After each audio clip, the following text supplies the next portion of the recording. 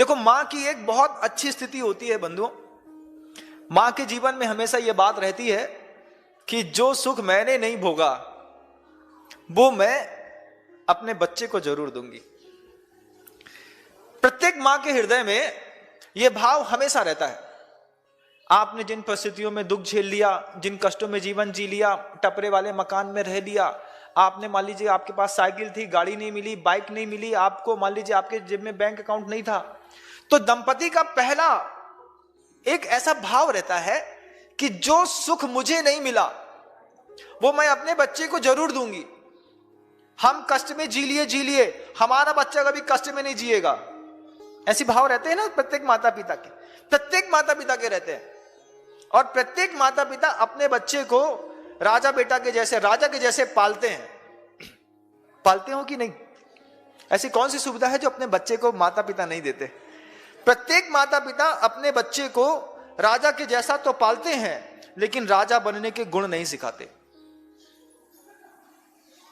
यह बहुत बड़ी कंट्रोवर्सी है। आप अपने बच्चों को सारी सुविधाएं देते हैं, अच्छा बंगला ले लो, अच्छी गाड़ी ले लो, अच्छा पैसा ले लो, अच्छा मोबाइल ले लो, अच्छी बाइक ले लो, अच्छा गॉगल्स ले लो, अच्छा पेट्रोल ले लो, अच्छी जीन्स टी शर्ट ले लो, अच्छे एसेसरीज ले लो, सब अच्छा अच्छा ले लो बेटा। क्यों? क्योंकि मेरे जीवन में जो मैंने दुख भोगा है वो मैं तुम्हें नहीं भोगने दूंगी। मैं तुम्हारी मां हूं, अपने खून सींच करके तुमको पाला है। कितना मातृत्व है आपका, कितना सुंदर आपका विचार है कि हम अपने बच्चे को राजासी ठाट में पालेंगे। लेकिन गलती भी यहीं पर है, क्योंकि आप अशिक्षित थे।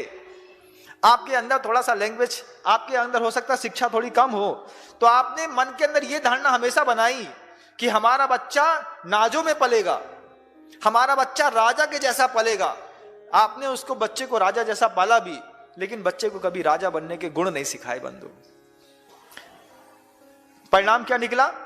गुरुदेव ने एक बार जो बात कही थी, परिणाम वही निकला कि भैया वसीयत में बाप की गद्दी तो मिल सकती है लेकिन बुद्धि नहीं मिल सकती। गुरुदेव कहते हैं ये बात कि वसीयत में आप बाप की गद्दी तो पा सकते हैं लेकिन बाप की बुद्धि नहीं पा सकते।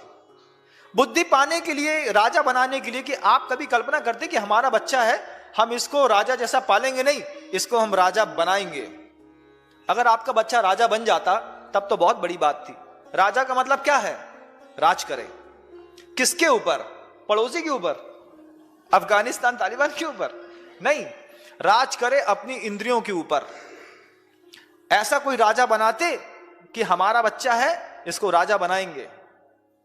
तो आपका बच्चा अगर पांचों इंद्रियों के ऊपर राज करता तब तो राजा कहलाता। लेकिन क्या किया? बच्चे को अच्छा बंगलो दे दिया, अच्छी गाड़ी दे दी, अच्छे कपड़े दे दिए, बाइक्स दे दी, जो मांगा एप्पल का एंड्रॉइड दे दिया, इंटरनेट दे दिया, वाईफाई दे दिया, सब दे दिया। अब बच्चा क्या निकला अंदर से? क्या है? गोबर गणेश, गधा। बिल्कुल महाराज, आप गधा बोल रहे हैं क्योंकि तुमने पाला ही इस तरीके से है। राजासी ठाट में तो पाला लेकिन राजा नहीं बनाया। अब राजा नहीं बनाया तो क्या हो गया? जितने बच्चे हैं घर के अंदर सिर्फ डिमांडेबल है, ये चाहिए, वो चाहिए, ये चाहिए, वो चाहिए, ये चाहिए, वो चाहिए। भैया खुद पैदा कर लो, कैपेसिटी नहीं है। अब बच्चा इतना नाज में पल गया है कि बच्चा 26 साल का हो गया है, जॉब सर्च कर रहा है बेंगलोर में जाकर के, और जॉब सर्च के बहाने 25,000 रुपए महीना पिताजी से मांगता है। भैया यहां रह रहे हैं, जॉब सर्च कर रहे हैं, और जॉब लग भी गई तो 10,000 रुपए की लगती है, 5,000 रुपए की लगती है। उससे अच्छा तो रिक्शा वाला कमा लेता है। तो बच्चे को क्या किया? बहुत राजासी ठाट में पाला। अब बच्चे इतने नॉनसेंस हैं कि 28 साल की उम्र में घर के अंदर बैठे हैं। अब जीवन कैसे जिएंगे? अब माता पिता को चिंता लगती है, महाराज इसकी नौकरी लग जाए, आशीर्वाद दो। काय को दो भैया? मालिक बनने का देते हैं हम तो, इंद्री विजयी बने, राजा बने। अच्छा उससे बोलो महाव्रत ले ले पीछे का। अरे कैसी बात करते हैं महाराज, हमारा लड़का है महाराज बनेगा? इतना पढ़ाया लिखाया, एमई बीटेक किया, एमई कराया, एमडी कराया, मेडिसिन कराया, ऐसा कैसे करेगा? तो क्या बनेगा भैया तुम्हारा बच्चा? वहां तो वही बात चल गई कि ABCDW, पप्पू की मम्मी पगलू। क्यों? क्योंकि पप्पू की मम्मी ने अच्छे से पाल तो दिया लेकिन राजा नहीं बताया, बुद्धि नहीं दी। वसीयत में पैसा तो खूब पड़ा है लेकिन बुद्धि नहीं है। अब चिंता है माता पिता को, क्या करेंगे? और पुराने राजा क्या होते थे? जो पुराने टाइम के राजा थे वो बच्चे को राजा बनाना चाहते थे। ऐसे राजा माता पिता जो होते थे शुरुआत से अपने बच्चों को गुरुकुलों में भेज देते थे, वहीं जाओ दुख सहना।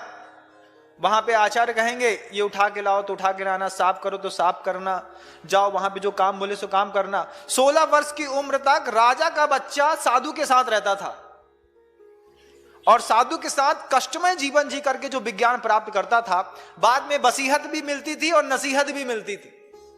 लेकिन अभी तो बाद में वसीहत तो आपने शुरुआत से दे दी है, लेकिन नसीहत के नाम पे आप भी शून्य हैं और पढ़ाने वाले कॉन्वेंट स्कूल भी शून्य है।